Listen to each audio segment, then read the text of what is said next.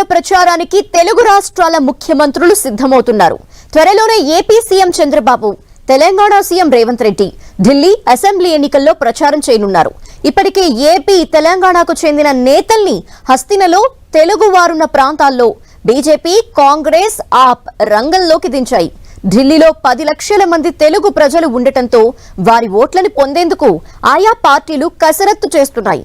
తెలుగు ఓటర్లు ఉన్న ప్రాంతాల్లో ఆయా పార్టీల కోసం తెలుగు నేతలు ముమ్మర ప్రచారం చేస్తున్నారు.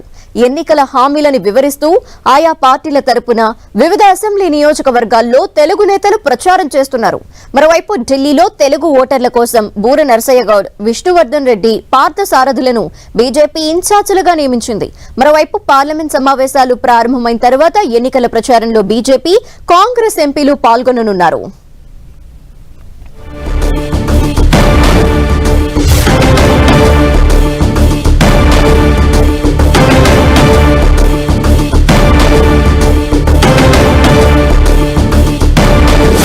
ఢిల్లీ అసెంబ్లీ ఎన్నికల ప్రచారానికి తెలుగు రాష్ట్రాల ముఖ్యమంత్రులు సిద్ధమవుతున్నారు. త్వరలోనే AP CM Chandrababu, Telangana CM Revanth Reddy Delhi assembly ఎన్నికల్లో ప్రచారం చేయనున్నారు. ఇప్పటికే ఏపీ, తెలంగాణకి చెందిన నేతల్ని హస్తినలో, తెలుగు వారు ఉన్న ప్రాంతాల్లో బీజేపీ, కాంగ్రెస్, ఆప్ రంగంలోకి దించాయి. ఢిల్లీలో 10 లక్షల మంది తెలుగు ప్రజలు ఉండటంతో వారి ఓట్లు పొందేందుకు ఆయా పార్టీలు కసరత్తు చేస్తున్నాయి. తెలుగు ఓటర్లు ఏ ప్రాంతాల్లో అయితే ఎక్కువ మంది ఉన్నారో ఆయా ప్రాంతాల్లో ఆయా పార్టీలకు సంబంధించిన తెలుగు నేతలు ముమ్మర ప్రచారం చేస్తున్నారు. ఎన్నికల హామీల్ని వివరిస్తూ ఆయా పార్టీల తరపున వివిధ అసెంబ్లీ నియోజకవర్గాల్లో తెలుగు నేతలు ప్రచారం చేస్తున్నారు. మరోవైపు ఢిల్లీలో తెలుగు ఓటర్ల కోసం బూర నరసయ్య గౌడ్, విష్ణువర్ధన్ రెడ్డి, పార్థసారథులను బీజేపీ ఇన్ఛార్జీలుగా నియమించింది. మరోవైపు పార్లమెంట్ సమావేశాలు ప్రారంభం అయిన తర్వాత ఎన్నికల ప్రచారంలో బీజేపీ, కాంగ్రెస్ ఎంపీలు పాల్గొననున్నారు. మరిన్ని డీటెయిల్స్ మా ప్రతినిధి గోపిని అడిగి తెలుసుకుందాం. గోపి, తెలుగు రాష్ట్రాల సీఎంలు ఎన్నికల ప్రచారంలో ఎప్పటి నుండి పాల్గొనబోతున్నారు? దేశ రాజధాని ఢిల్లీ వైపే ప్రతి ఒక్కరి చూపు ఉంది. అసెంబ్లీ ఎన్నికలకు సమయం దగ్గర పడుతున్న నేపథ్యంలో ప్రచార కార్యక్రమాలు ముమ్మరమయ్యాయి. ఇందులో భాగంగా ఢిల్లీలో 10 లక్షల మంది తెలుగు ఓటర్లు కూడా ఉన్నారు. సో వారిని ఆకర్షించేందుకు ప్రధాన పార్టీలు ప్రచారాస్త్రాలుగా తెలుగు రాష్ట్రాలకు సంబంధించిన నేతల్ని రంగంలోకి దించబోతున్నాయి. ఇటు ఏపీ నుంచి ఏపీ సీఎం చంద్రబాబు, అలాగే తెలంగాణ సీఎం రేవంత్ రెడ్డి కూడా ఢిల్లీ అసెంబ్లీ ఎన్నికల ప్రచారంలో పాల్గొనబోతున్నట్లుగా సమాచారం. ఇప్పటికే తెలుగు రాష్ట్రాలకు సంబంధించి తెలుగు ఓటర్ల కోసం ఇటు ఇన్ఛార్జ్లుగా బీజేపీ, ఆమ్ ఆద్మీ పార్టీ, కాంగ్రెస్ పార్టీలు ఆయా పార్టీలకు సంబంధించిన తెలుగు నేతల్ని ఢిల్లీలో రంగంలోకి దించడం జరిగింది.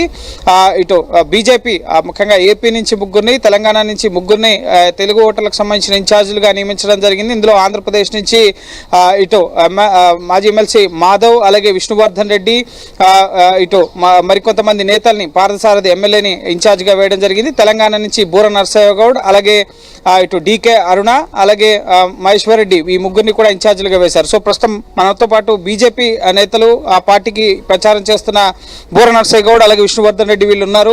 ప్రచార కార్యక్రమాలు ఏ విధంగా సాగుతున్నాయి, ఎటువంటి అంశాలను ప్రజల్లోకి తీసుకెళ్తున్నారో వాళ్ళని అడుగుదాం. సార్, ఎట్లా జరుగుతుంది? తెలుగు రాష్ట్రాల నుంచి ఢిల్లీ వరకు వచ్చి ఢిల్లీ అసెంబ్లీ ఎన్నికల ప్రచారంలో పాల్గొంటున్నారు. సో ఏ అంశాలను మీరు ప్రధానంగా ఓటర్ల వద్ద ప్రస్తావిస్తున్నారు? ప్రధానంగా ఏంటంటే ఇక్కడ జరుగుతున్నటువంటి ఎన్నికల్లో ప్రధాన పోటీ బీజేపీ వర్సెస్ ఆప్ ఉన్నది. ఇది మనకు తెలుసు. కాంగ్రెస్ పోటీలో ఉన్నా కూడా అంతంత మాత్రాలనే ఉన్నది. అయితే గత 15 సంవత్సరాలుగా ఆపు ప్రభుత్వం నడిపిస్తుంది. అనేక వాగ్దానాలు చేయటం జరిగింది. Free water, free electricity, free ride, ఉచితంగా ఇది ఇస్తాము, మొహల్లా క్లినిక్స్ అట్లని. మాకు తెలుగు సినిమాలో ఒక డైలాగ్ ఉండే, పర్ఫార్మెన్స్ వీక్ ఉన్నప్పుడు ప్రచారం పీక్ ఉన్నట్లు కేజ్రీవాల్ ఇంతవరకు ప్రచారంతో నడిపించారు. అదేవిధంగా అవినీతి రహిత రాజకీయాలు చేస్తామని one of the most corrupt పొలిటీషియన్గా అవతారం ఎత్తాడు. అసలు ప్రభుత్వ బంగ్లాను తీసుకోనని చెప్పినటువంటి వ్యక్తి శీష్ మహల్ నిర్మించడమే కాకుండా 40 లక్షలు కేవలం గోల్డ్ కోటెడ్ టాయిలెట్ పెట్టుకున్నాడంటే ఆయన మానసిక పరిస్థితి ఎట్లా ఉందో తెలుస్తుంది. మేము గత 3 రోజులుగా ప్రచారంలో వెళ్ళాం. వివిధ కాలనీస్ కానీ, స్లమ్స్ ఏరియాస్లో కానీ వెళ్ళినప్పుడు ప్రధానంగా ఏంటంటే కేజ్రీవాల్ మీద చాలా వ్యతిరేకత ఉంది. ఆయన చెప్పే మాటలు వినే పరిస్థితుల్లో ప్రజలు లేరు. 15 సంవత్సరాలు అవకాశం ఇచ్చాము. మురికి నీరు, రోడ్లు అధ్వానమైన పరిస్థితి, మొహల్లా క్లినిక్లో పందులు కుక్కలు స్వైర విహారం చేస్తున్నాయి. అంతా పేపర్లకు టీవీలకు ప్రకటనలు తప్పితే యాదృచ్ఛికంగా అక్కడ జరిగేది లేదని ప్రజలు వాళ్ళే చెప్తున్నారు. ఇంకో ప్రధాన సమస్య ఏం వచ్చిందంటే మురికి నీరు, తాగునీరు లేదంటే మురికి నీరే తాగునీరు.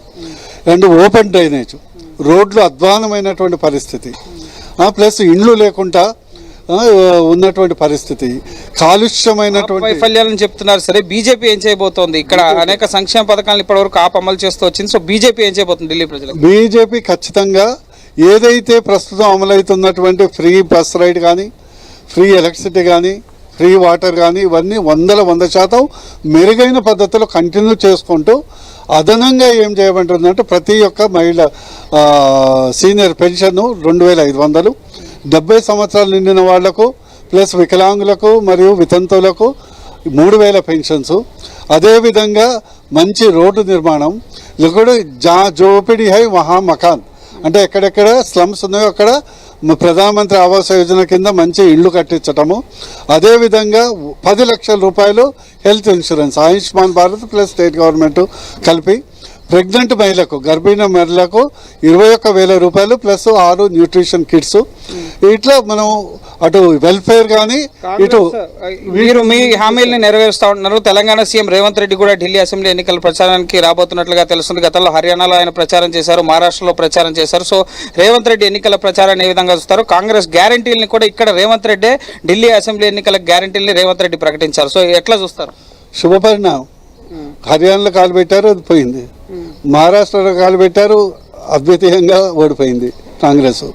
100% ఏంటంటే మన తెలుగులో సామెత ఉంది, గూట్ల రాయలు ఏదో తీరినప్పుడు ఏట్ల రాయలు తీసినట్టు ఈరోజు మీరు చెప్పిన పథకాలు తెలంగాణలో అమలు చేయట్లేదు. ఈరోజు ప్రజలు తిట్టకుండా శాపనార్థాలు పెడుతున్నారు కాంగ్రెస్ ప్రభుత్వాన్ని.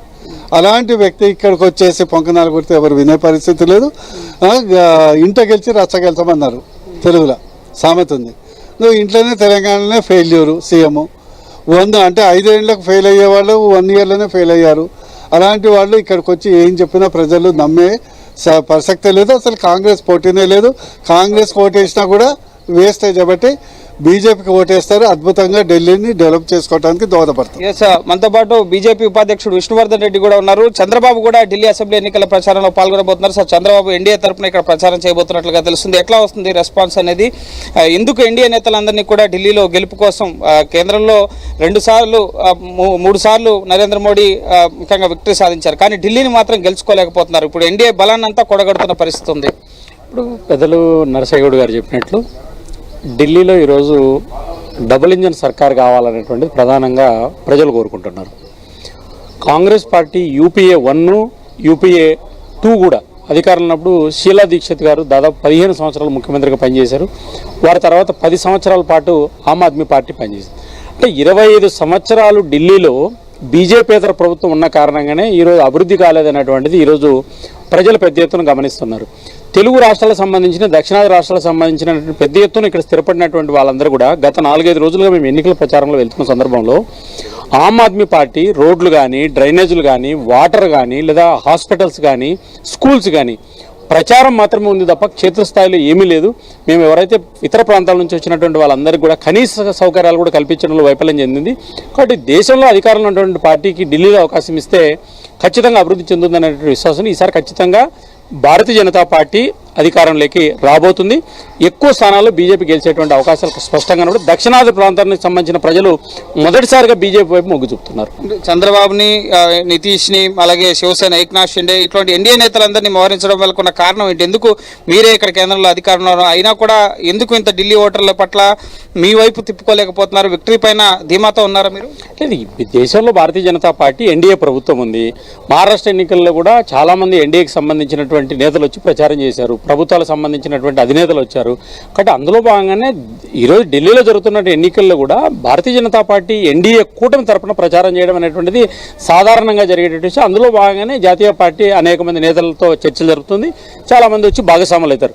కాబట్టి ఇది బలము బలహీనతని కాదు, ఎన్డీఏ అనేటువంటిది ఉన్న పార్టీలందరినీ కూడా భాగస్వాములు చేయాలనేది బీజేపీ ప్రధానమైన ఉద్దేశం. Right, thank you sir. ఇది ముఖ్యంగా ఢిల్లీలో పాగా వేసేందుకైతే బీజేపీ అన్ని రకాల వ్యూహాలతో ఎన్నికల హామీలు ఇప్పటి వరకు ఏ రాష్ట్రాల్లో ఇవ్వనన్ని హామీలతో ఢిల్లీ ఓటర్లను తమ వైపుకు తిప్పుకునేందుకు ప్రయత్నిస్తోంది. అందులో భాగంగానే తెలుగు ఓటర్లను కూడా తమ వైపు తిప్పుకునేందుకు తెలుగు రాష్ట్రాలకు సంబంధించిన సీఎంలు అలాగే ముఖ్య నేతలందరినీ కూడా ఇక్కడ ఆయా పార్టీలు మోహరించి ప్రచార కార్యక్రమాన్ని ముమ్మరం చేయడం జరిగింది. ఢిల్లీలో ఫిబ్రవరి 5వ తేదీన ఎలక్షన్స్ జరగబోతున్నాయి. ఫిబ్రవరి 3వ తేదీతోనే ఎన్నికల ప్రచారం ముగుస్తుంది కాబట్టి ఇంకా 6 రోజులు మాత్రమే ఉంది కాబట్టి ప్రచార కార్యక్రమాలని ముమ్మరం చేయడం జరిగింది. పోటాపోటీగా ఎన్నికల హామీలను కూడా ఆయా పార్టీలు ఇప్పటికే ప్రకటించడం జరిగింది. ఇక ఫిబ్రవరి 8న ఢిల్లీ ఫలితాలు రాబోతున్నాయి. సో చూద్దాం ఈసారి ఢిల్లీ ఓటర్లు ఎవరికి పట్టం కడతారనేది. Thank you Gopi.